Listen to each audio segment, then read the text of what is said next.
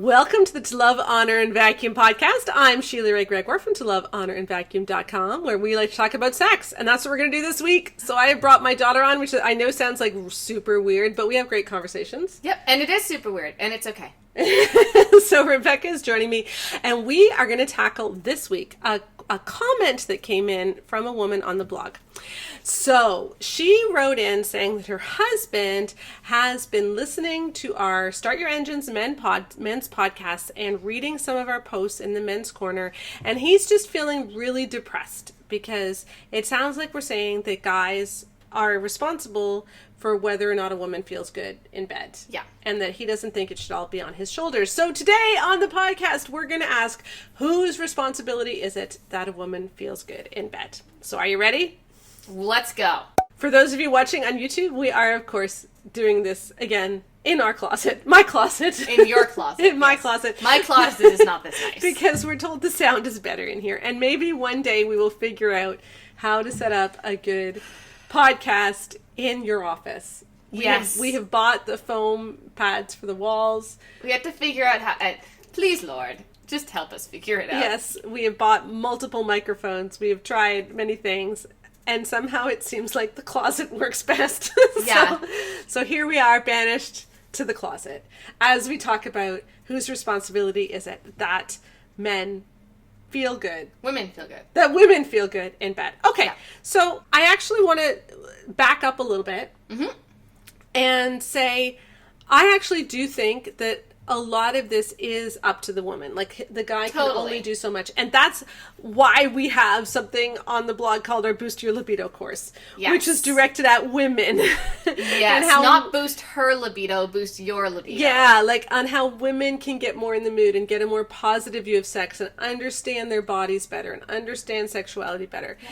And I have so many posts on the blog about how important sex is and how to get more in the mood and how to tell them what you like in bed and how to spice things up and how to initiate sex. And I feel like I've been talking about this for years. Well, you have. You've been talking about that for like 9 years. Yes. And I have so many posts on how women can get in the right frame of mind. Because you know what happens? And I'm working on this for our orgasm course right now, which we're hoping to launch in September or October. Yeah. I've written the material, a lot of the material for it. And, you know, there's a lot of things that go into a woman's ability to orgasm. Mm-hmm. And certainly his technique is a big part of it and what happens physically. But there's also her emotional well-being, you know, her relational well-being, what she thinks of sex. If she's got all these negative messages, we've been talking on the blog this month about periods, and if she's got a lot of shame about her body, if she's got shame about sex, if she's been told weird things in the church, like if you don't have sex, he's going to lust all over every other woman in sight, or he's going to watch porn.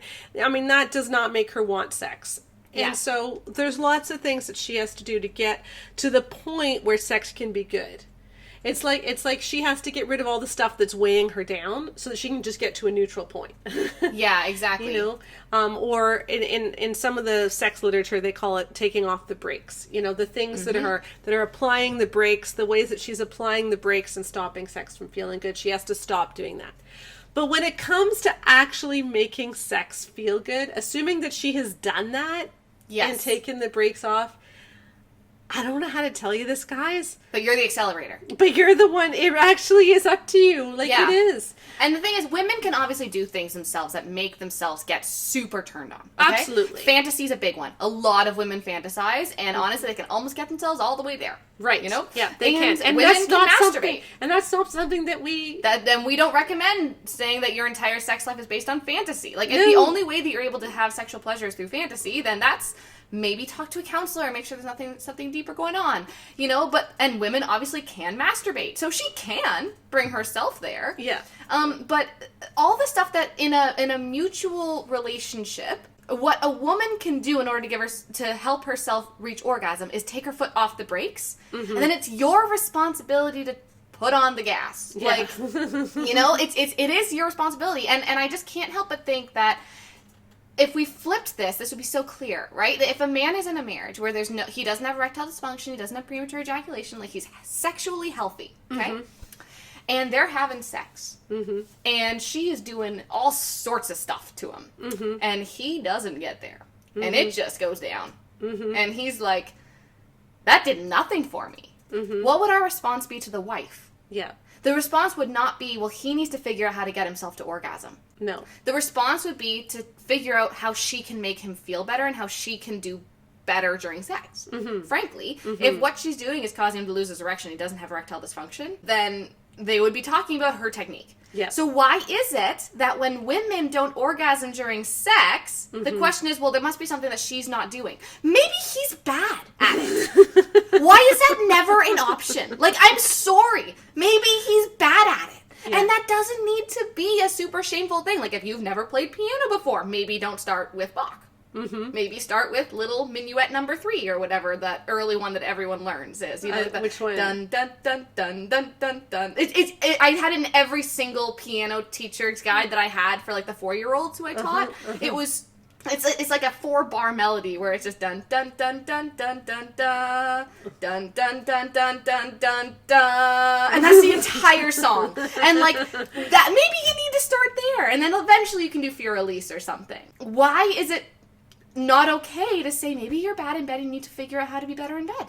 Yeah, because and in this comment, she was just talking about how sad her husband was. Yeah. How sad her husband was that the responsibility was all on him. And again, like I really think a lot of this comes back to the fact that we do not talk about sex in the right way. No, we really don't. Because guys tend to always orgasm during intercourse. Yep. They just do. And women don't in the same numbers. When we did our survey to figure out, you know, different ways women are able to come to orgasm, right? Mm-hmm. Like, a good sizable minority were able to orgasm through intercourse alone. It was a minority, though, you know? And a lot more women were able to orgasm through intercourse and other forms of stimulation. And almost every single woman who was able to orgasm was able to orgasm through methods other than intercourse. Right. So, it's not always that women are broken.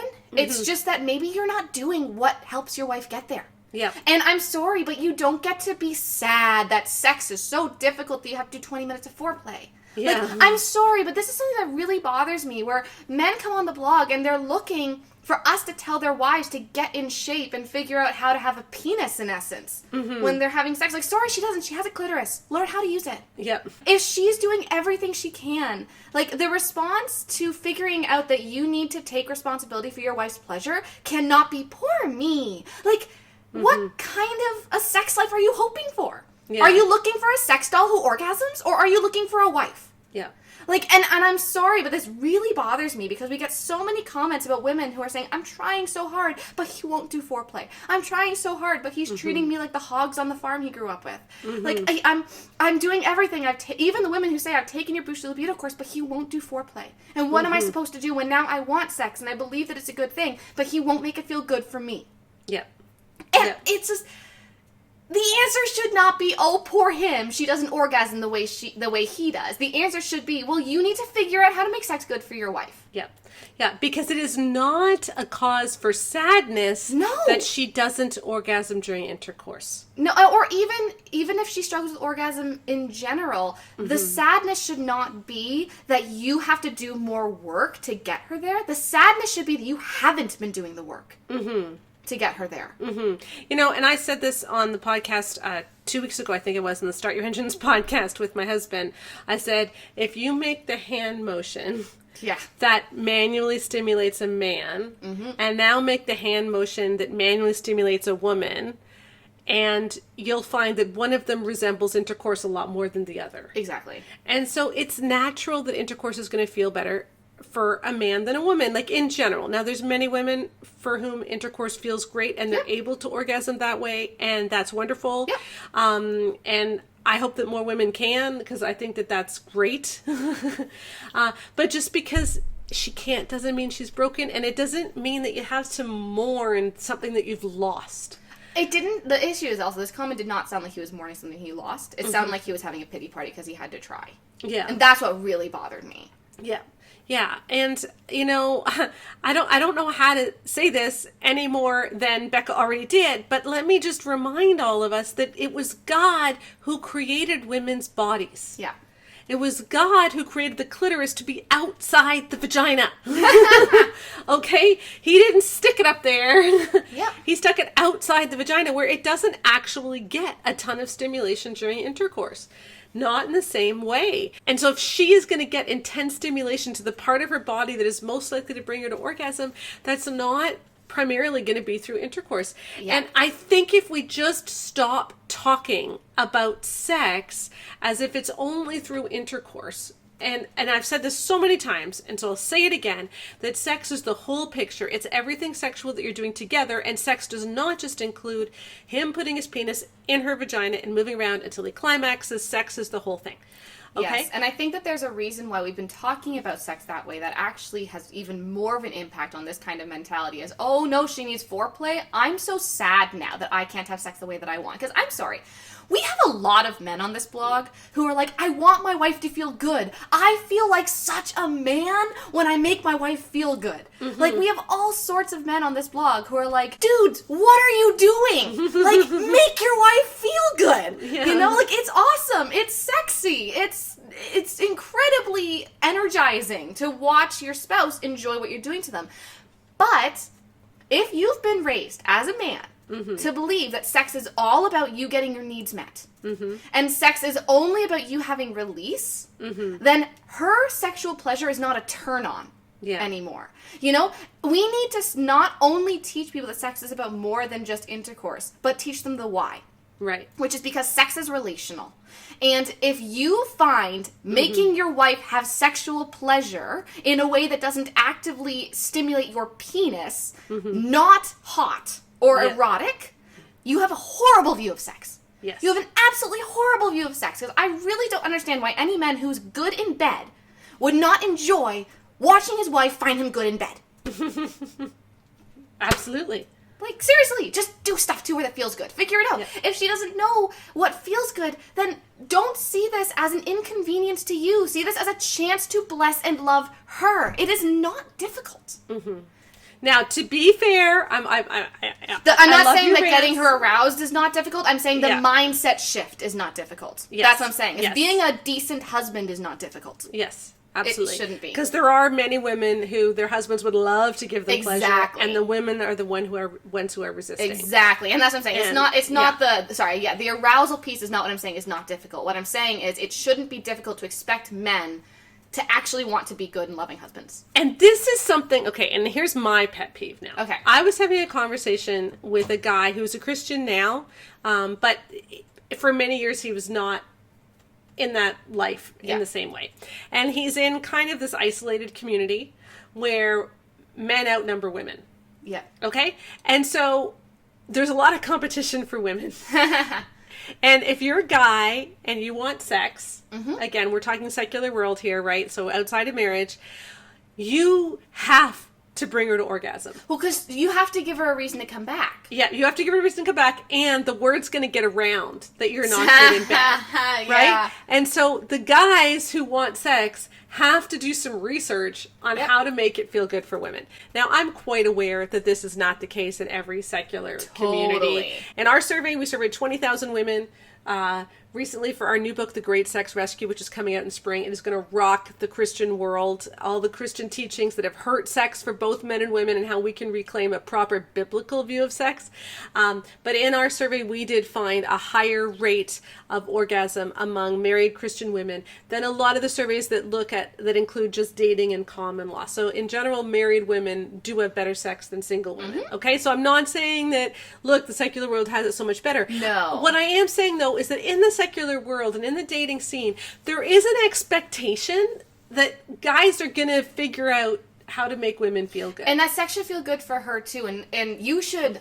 If I could have just played you a clip of some of the conversations that I heard happening around me in my psychology classes before lectures started on Monday morning with girls just being, oh my goodness, you will not believe what happened this weekend, and then going into incredibly graphic details so that I could not only imagine what happened this weekend, but picture it quite vividly.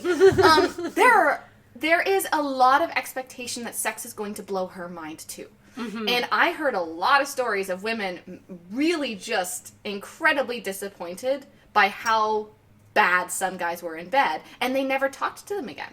You know, and obviously we do not endorse the whole sleeping around culture because it's just damaging and dangerous. Right. But these women We're not going to settle for a guy who didn't know what he was doing or didn't try. And likewise, guys that I talked to or who talked around me while I was in class were incredibly self-conscious that they wouldn't be good in bed. Not that she wouldn't give him what he needs, but that he wouldn't give her what she needs. And they were researching how to give a woman oral sex and how to manually stimulate a woman and how to make sex feel good for her. And guys would swap tips. Yeah. In class, like before lecture started. It was the most awkward. There are a lot of times I was like, dudes, I'm leaving. I'm gonna go sit somewhere. I can't handle this, okay? But there is more of a culture among some secular dating pools where you are expected to figure out what you're doing. Yeah. But in the Christian marriage literature, that is simply not a thing. Right. And it's funny because in some of the Christian sex books that we looked at for our survey, they did go into great detail about how to bring a woman to orgasm. Yes. But they also said that there was never a reason for a woman to say no, that she was never allowed to say no, that it was vitally important for a man not just to feel that she wanted sex, but that she enjoyed sex. But then there was never this idea that he must also make sure that she enjoyed it. Yeah, it was like, hey, here's how you can make her enjoy sex. And so women, it's your responsibility to enjoy sex as long as he's doing these 4 things. Yeah, no, it wasn't like that. But that's not helpful, though, because like, the whole enjoyment of sex isn't about a checklist. It isn't about making sure that you're enjoying sex so that he can enjoy sex more. Right. We need to be able to tell men in relationships that you have a responsibility to be good in bed. Yeah. And if you're not good in bed, figure it out. Yeah, and nobody expects you to be good in bed right away. And nobody expects women to be good in bed right away. Like, and the whole idea of being good in bed is kind of something that makes all of us feel uncomfortable because it makes it sound like you're comparing and all that. And that's not what we mean. We just simply mean that you become a student of your spouse. Exactly, and you're willing to put in the work, and seeing your wife needing 15 minutes of foreplay isn't this big pity party. Yeah. But that's what it's about. Yeah. It's about caring. That's all it is. It's about caring. Yeah. It's about not being so incredibly selfish in the bedroom. It's about not seeing your wife's body as an inconvenience, but as a part of her. Like, this is just what really, it just gets at me, you know, because this is not difficult. But the Christian marriage books present it that way. Because I was saying the Christian sex books did a good job of talking about how to bring her to orgasm. Christian marriage books do not. When we turn to Love and Respect. Okay, Love and Respect has just the best line. It is one of my favorite things. I'm sorry, this actually makes me laugh every single time.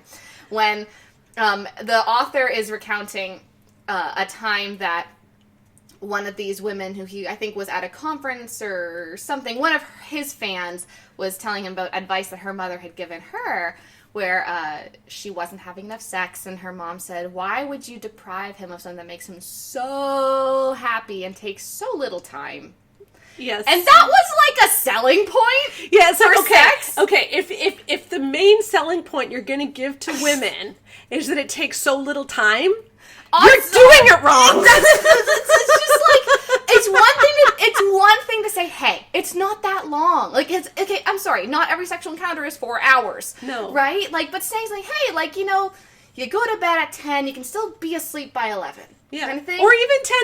I mean, the average woman needs 20, not the average woman. I think I saw a study that said the majority of women by 20 minutes of foreplay and sexual acts can orgasm, right? So we're not talking that women all need 57 minutes to Now warm up. Some do, and part of caring for your wife is figuring out if she's that woman, and you say you married her, not the 4-minute microwave woman. Yeah. So do the thing for 57 minutes if that's what it takes to your wife, okay? Just do it. Yeah. Care. Yeah. But all I'm saying is that saying something like, it doesn't take that long, it's not a huge part of your day, but it can be a huge part of your day. Yeah. You know, say something like that, where like it doesn't... Or say something like, why would you deprive him of something that makes him so happy, that can also give you such energy, or that can also help you sleep so well, or that can bring you closer together, or that feels amazing? Like, why would he not say like, that? If the fact that it takes no time is the best selling feature, like, maybe there's a reason she doesn't want sex. Exactly.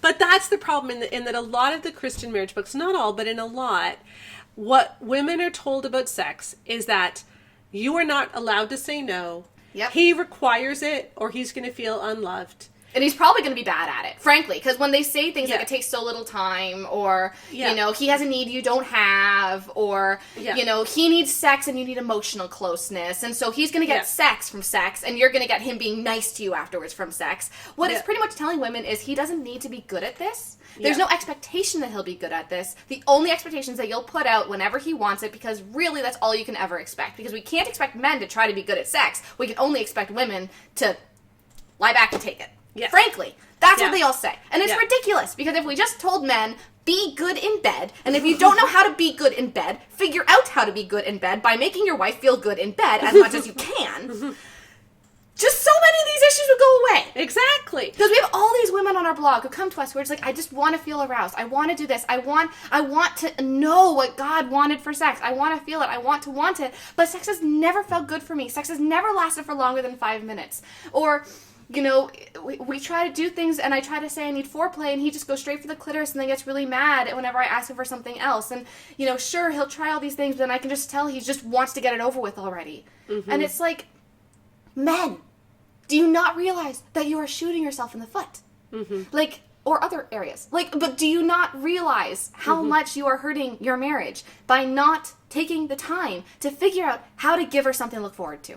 Yep. And why don't you want to? I'm sorry, I'm repeating myself at this point, but it just makes me so frustrated, because seriously, there should be nothing more enticing and attractive to you as a husband than your wife enjoying what you're doing to her. Yep. Yep. And so we just need to set that expectation that guys will learn how to be skillful in bed. And honestly, I do want to raise the question that there are a lot of women out there whose first sexual encounters are just disappointing, right? And many of those women, the first sexual encounter is disappointing, and as a couple, they decide, well, we're going to figure this out, right? I know you even had a friend who did a guest post on the blog about that a while ago, right? Yep. About how you have to take your time, and they figured it all out together on their honeymoon, but it took like a week and a half. Right. You know? Yeah. Of just really going at it. Yeah. To figure it out, you know? But there's also a lot of women who are married to men who, when they have a disappointing first encounter, the men can't hear that. And they can't talk to their spouse about that.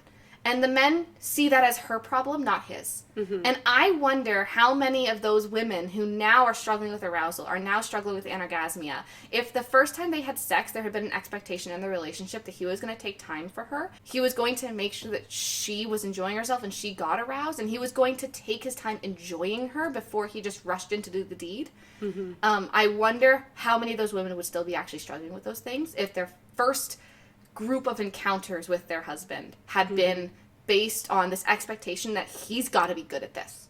And that's what we put in the honeymoon prep course. It is, yeah. Yes, our honeymoon prep course that we created. I'm on the videos, but you wrote a lot of the material with me, was how to prep couples for different expectations around the honeymoon, where the goal really is arousal for her. Let's figure out what makes her feel good. Let's not just do the deed. And also helping couples talk about this in a way where it's not like he has to meet this checklist of like, you have to get me to orgasm by this point, you have to, and you're failing if you don't know how to do this. And that's not what we want either. But what we do want is for spouses to be able to say, sweetie, what you doing?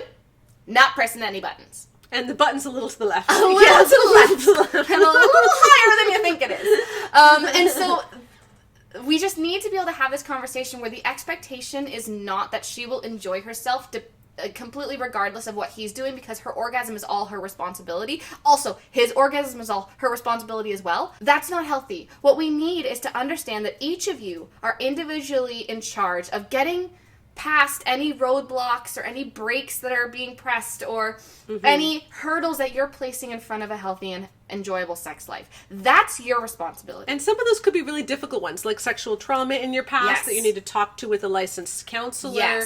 Any pain issues, sexual dysfunction issues that you need to talk to with medical people. Or some people have health issues, like maybe you could change eating habits or exercise habits so you simply have more stamina, so you can enjoy sex better, right? Right.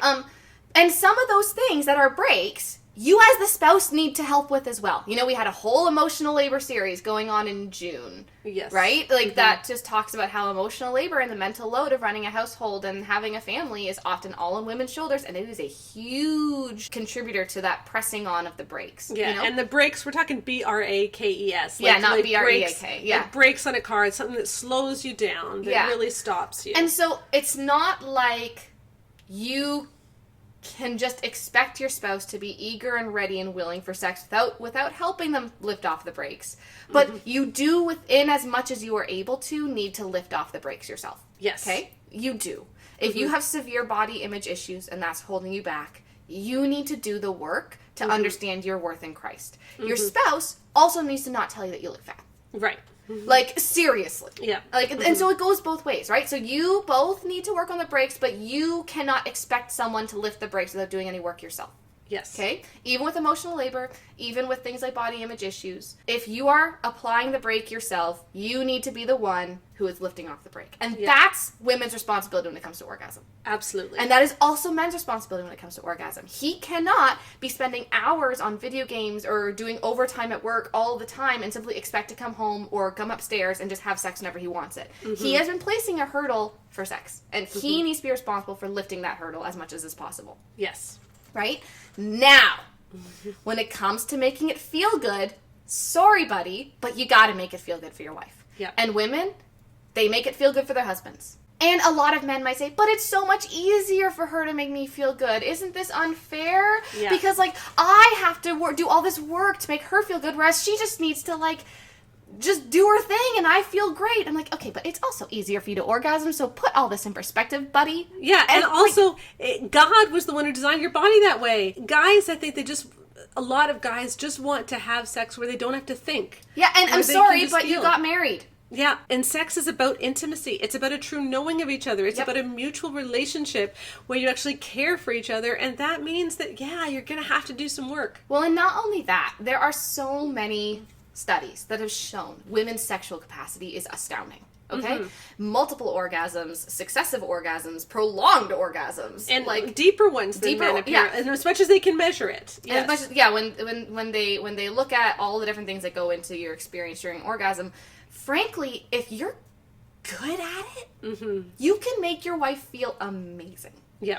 And so don't let your ego get in the way of what your wife could be experiencing. If you have the capacity to give your wife more, why would you let your ego get in the way of that? Why would you let your selfishness or just inconvenience of it get in the way of that? Like, be humble. Each of us need to be humble. Women are told all the time to be humble, to have more sex than she wants to have sex when she's in pain, they're told, and we don't agree with that message. You know, to have sex and pretend she's enjoying it for his sake. These are the kinds of things women are told in Christian marriage books, and men have not been told in Christian marriage books, and make sure she has something to look forward to. Yeah. Not very often. There are some that have said that. Yeah. But for the most part, there has been so little asked of men, so that when a man and his wife are listening to this kind of content where we're saying, men, give her something to look forward to, he gets to feel the right to have a pity party for himself. And that's sad. That is absolutely abhorrent. Because God created women to be sexual, and in many ways to be even more sexual than men. But we can't get there on our own. Masturbation studies would show otherwise. But what we're saying is, in order to have an intimate sexual experience, yes, you're going to have to put in the work. But that doesn't mean that your wife is broken, and that doesn't mean that you get to complain about it. Because you married her. Honor her, cherish her, and like it says in the Bible, love her as you love your own body. You know, like, this is part of it. You would not deprive yourself of an orgasm simply because it took too much time. Right. So don't do it to her. And on that note, we will go. I think Becca spoke way more than me. I love your rants, by the way. It's like I gave you permission to do the rants so that I don't have to. Yeah. Yeah, so that you can be, it's like the good cop, bad cop thing. Yeah. And that works great. So join us at lovehonorandvacuum.com for more of Becca's rants. You did an awesome one last week as well on the book To Train Up a Child. Nothing about orgasm, Yep. more on the parenting end. Yep. But if you want to join us for one of Becca's written rants, you can see that one. It was pretty awesome. And join us as we've talked this month about periods, about getting rid of shame, and as always, about sex at toLoveHonorAndVacuum.com. We'll have a lot of links to all the stuff that we've mentioned in the podcast description that goes along with this podcast, both on whatever podcast platform you listen to and on YouTube, because our podcasts are now on YouTube and you can watch us sitting in our closet. Hopefully not for much longer. Yes, we got to get rid of we got to get better sound some other way. And please, as you are listening to this podcast, if you could give it a 5-star and give it a rating, it helps other people see the podcast, and it would help us so much. And it takes so little time. So little time. Guys. So little time. So thank you so much, and we will see you again next week for the next To Love, Honor, and Vacuum podcast.